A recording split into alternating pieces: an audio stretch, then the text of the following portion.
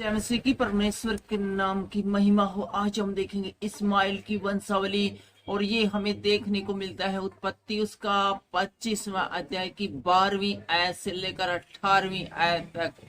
इस्माइल के बारे में आप सबको जानते होंगे कि ये अब्राहम का बेटा था। तो आपके पास भी बाइबल है तो निकाल लीजिए उत्पत्ति उसका 25वां अध्याय 12वीं आयत से और 18वीं आयत तक हमारे साथ पढ़िए। साथ साथ बाइबल पढ़ोगे आपको भी अच्छा लगेगा। परमेश्वर है वो डबल ब्लेसिंग देंगे। हमेशा की तरह हम इसको उर्दू में नहीं पढ़ेंगे, सिर्फ हिंदी में ही पढ़कर इस वीडियो को 2 से 3 मिनट में पूरा करेंगे। अब्राहम का पुत्र इस्माइल जो सारा की मिस्री दासी हाजरा से उत्पन्न हुआ था। तो इस्माइल है वो किससे उत्पन्न हुआ था? हाजरा जो कि सारा है अब्राहम की पत्नी, उसकी दासी थी, उससे उत्पन्न हुआ था। समझ गए आप? दोबारा फिर से सुन लीजिए।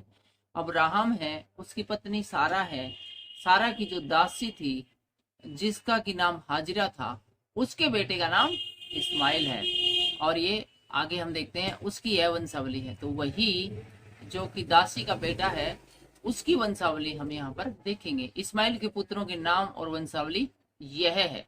अर्थात इस्माइल का जेठा पुत्र नबायोत नबायोत था, वो सबसे बड़ा बेटा था इस्माइल का। और फिर उसके बाद केदार उत्पन्न हुआ और फिर अबदेल उत्पन्न हुआ और फिर मिबशाम उत्पन्न हुआ। और उसके बाद हम देखते हैं कि मिश्मा, दुम्मा, मशमा, हतर, तेमा, यतूर, नापीश और केदमा भी उत्पन्न हुए। और इस्माइल के पुत्र ये ही हुए। ये सब है वो इस्माइल के पुत्र थे। उम्मीद है सबके नाम आपको याद हो गए होंगे।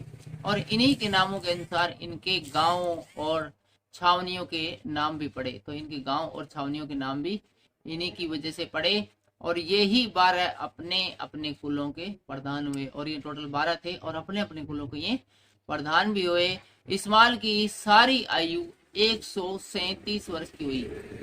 कुल आयु है इस्माइल की जो कि हाजिरा का बेटा था 137 वर्ष की होती है। तब उसके प्राण छूट गए और अपने लोगों में जा मिला।